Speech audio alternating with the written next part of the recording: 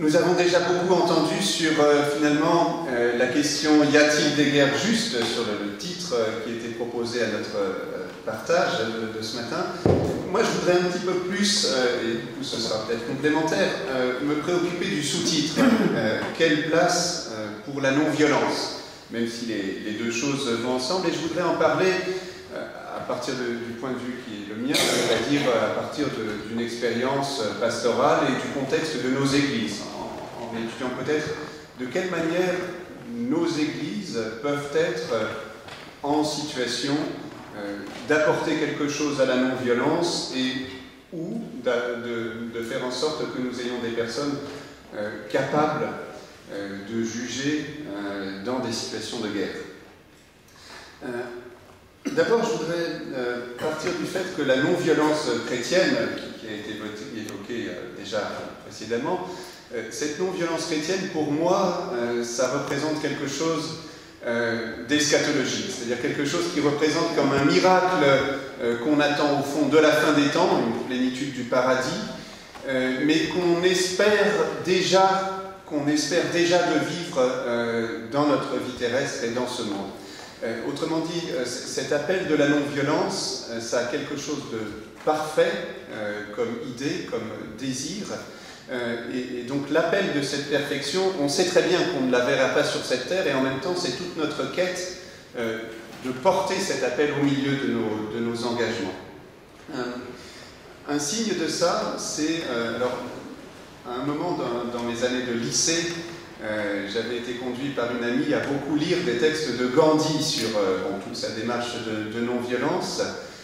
Et comme à la même époque, je lisais beaucoup la Bible, j'avais été frappé par le parallèle qu'il y a entre le thème qu'on trouve dans Ésaïe 11, par exemple, du loup et de l'agneau qui pourront manger ensemble.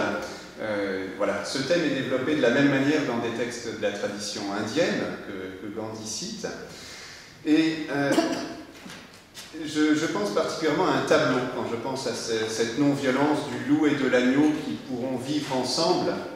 Il y a un tableau d'un peintre américain qui était Quaker d'ailleurs, Edward Hicks, qui a représenté ça sous la forme d'un tableau qui s'appelle Le Royaume de paix, The Peaceable Kingdom, où on voit ces grosses bêtes, ce gros lion qui est à côté d'un agneau et qui semblent les uns à côté des autres.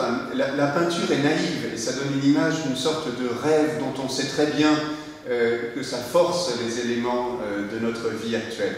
Quelque part, dans ce tableau, on voit à la fois que la non-violence, on essaye de l'inscrire comme un thème naturel. La non-violence essaye de se dire avec des animaux.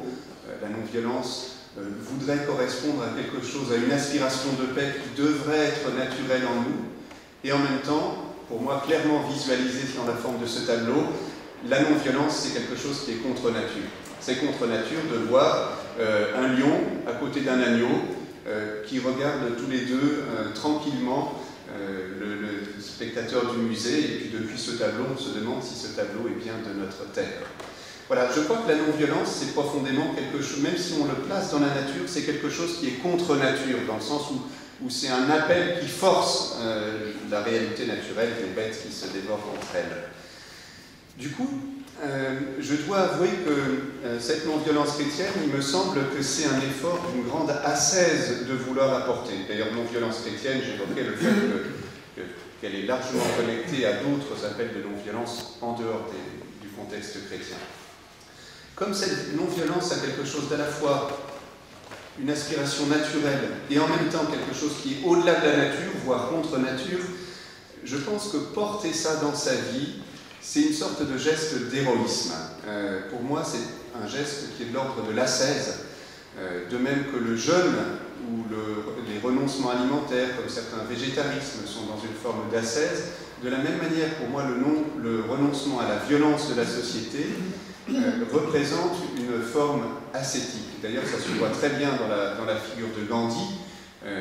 On voit manifestement comment chez lui, la recherche de la non-violence va de pair avec une ascèse par rapport à beaucoup de choses de notre monde et de notre vie. Du coup, j'ai une sorte d'admiration pour les communautés chrétiennes qui ont essayé de pousser jusqu'au bout cette pratique, pas simplement cette idée, mais cette pratique de la non-violence. Je pense particulièrement à la tradition ménonite. Peut-être que certains parmi vous ont pu rencontrer Neil Bloch, qui est pasteur ménonite, qui abondamment à Paris, dans nos radios, dans nos journaux, prêche cette non-violence ménonite. Je pense aussi à Stanley Hauerwas, si vous voulez des lectures, je vous recommande le livre de Stanley Hauerwas sur le royaume de paix. Donc j'ai vraiment un grand amour, on pourrait dire, pour ces communautés chrétiennes qui essayent de vivre jusqu'au bout cette non-violence. Simplement, je crois que ça représente une ascèse dont n'est pas capable chacun et qu'on ne peut pas proposer comme le chemin de chacun. D'ailleurs, Gandhi disait à peu près la même chose. Alors c'est vrai que moi, venant de la tradition luthérienne, c'est plus cette tradition complémentaire qui se pose la question. Oui, on a tous ce désir de paix, ce désir ascétique de non-violence, mais en même temps, il y a des moments où on se retrouve enchaîné en situation de guerre, entraîné en situation de guerre, enchaîné aussi. Et dans ces moments-là, comment faire en sorte que, dans la situation telle qu'elle est, nous réagissions de manière juste? Vous savez, par exemple, que les Ménonites ont fait le choix de renoncer au service militaire, de se désengager des forces armées là où ils sont. Mais je trouve que c'est aussi un enjeu pour les chrétiens d'accompagner les forces armées lorsqu'elles sont là. Par exemple, Antoine Louis évoquait le travail des aumôniers militaires. À mon sens, c'est indispensable.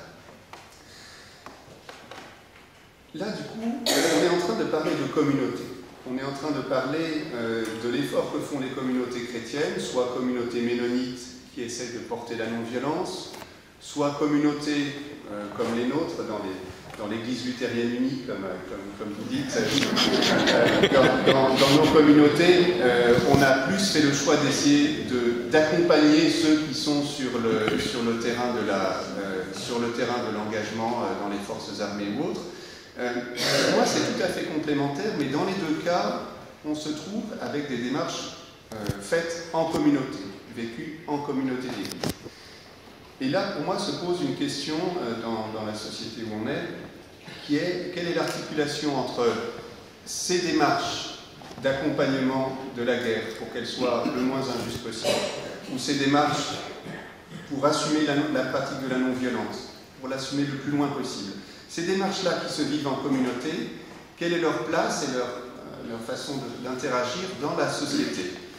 Puisque dans la société, il y a plusieurs communautés qui chacune ont leur axe d'engagement particulier par rapport à cette question. Alors, c'est la deuxième partie de mon propos. Je voulais rappeler qu'au moment des guerres de religion du début du XVIIe siècle, au moment où Grotius, donc l'ancêtre des réflexions de droit sur une éventuelle guerre juste, disons, dans la modernité européenne, parce qu'il y avait eu des choses dès l'Antiquité. Cet ancêtre de nos spéculations d'aujourd'hui avait non seulement fait un traité sur la guerre juste, qui est très célèbre, mais il avait aussi écrit 2 ans après un traité où il essayait de présenter la vérité de la religion chrétienne, comme il disait, mais qui pour lui était une démarche de paix par rapport aux autres religions. Il essayait de présenter sa religion chrétienne en enlevant tous les points dogmatiques qui pouvaient aboutir à des conflits entre différentes confessions chrétiennes. On était dans le contexte de la guerre de 30 ans, protestants, catholiques, se massacrant en Europe. Sa réponse manifestement, donc à ce théoricien de la guerre juste, sa réponse concernant la place des communautés religieuses et de leur contribution à la paix consistait à penser qu'il fallait revenir, c'est ces mots, à une nature humaine à la fois rationnelle et sociale, nature humaine rationnelle et sociale, et pour revenir à cette nature humaine partagée, que chacun mette un peu en sourdine ses convictions dogmatiques. L'histoire devrait être racontée de manière beaucoup plus nuancée, mais comme lointain aboutissement de ça, on peut avoir une certaine forme de laïcité pratiquée où on imagine que la meilleure contribution possible à la paix publique ou à la paix internationale serait que les religions soient chacune assez discrètes, assez retranchées vers l'intériorité pour ne pas trop entrer en friction. Moi, il me semble qu'en arrivant au XXIe siècle, cette démarche du petit dénominateur, qui serait dans la nature humaine bienveillante en général, il me semble que cette démarche est actuellement en échec. Pourquoi? Parce que je pense que les jeunes qui naissent en contexte de laïcité trop forte, qui n'ont pas assez de repères religieux, ces jeunes-là, on les voit aller vers une recherche d'identité religieuse qui, au contraire, devient beaucoup plus violente que ce qui pourrait se produire s'il y avait un dialogue organisé des religions. Je pense aux jeunes Français qui partent en Syrie pour faire le djihad. Est-ce que vraiment ils sont au clair? Déjà, je ne sais pas, je ne connais pas dans le détail quelle est leur doctrine, mais je m'interroge quand même, est-ce qu'ils sont au clair sur les connexions avec, par exemple, la place de Poutine dans cette affaire syrienne? J'en doute quand même un petit peu. Mais ces jeunes-là, manifestement, dans une recherche religieuse, et n'ayant pas des religions, un débat religieux bien organisé, ils vont chercher sur Internet, ils y trouvent n'importe quoi, et c'est ce que disent les policiers d'aujourd'hui, on utilise le terme, il y a une auto-radicalisation.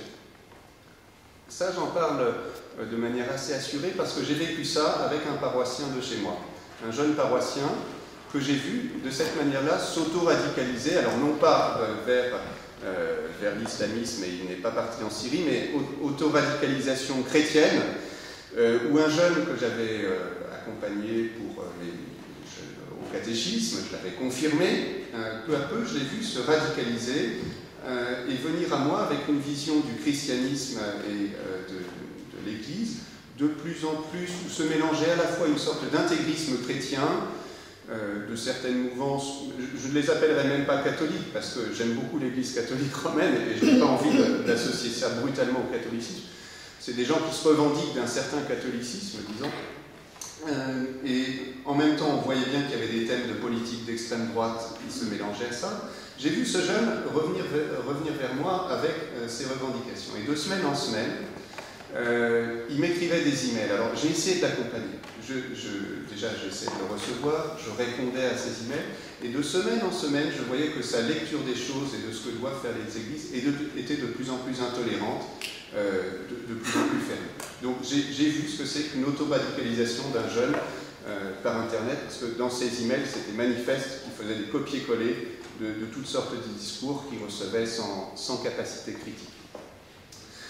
Du coup, je crois que c'est urgent pour la contribution à une non-violence ou à ce que les personnes soient armées pour être humains en situation de guerre. Je crois beaucoup plus qu'à une sorte d'effacement des religions. Je crois qu'au contraire, on est venu à un moment où il faut que les religions organisent leur dialogue dans la sphère publique. Et je donnerai juste un exemple qui me semble prometteur dans ce sens-là. Une inauguration d'une nouvelle église. Alors excusez-moi, elle est luthérienne, c'est pas pour revenir sur notre running joke. Je reviendrai. En l'occurrence. Dans notre Église unie, bon, il se trouve que je lis régulièrement les nouvelles de la Fédération luthérienne mondiale. Il y a quelques semaines, le président de la Fédération luthérienne mondiale, l'évêque Mouni Biounan, qui est évêque en Palestine et en Terre Sainte, a inauguré une église sur le lieu supposé du baptême du Christ, près du Jourdain, donc en Cisjordanie. Et il expliquait que cette église, il voulait, d'une part, en faire un témoignage de ce que la présence chrétienne au Moyen-Orient doit rester possible. On sait que c'est toute une question, parce qu'il évoquait dans son discours de dédicace les destructions d'églises qui sont en cours.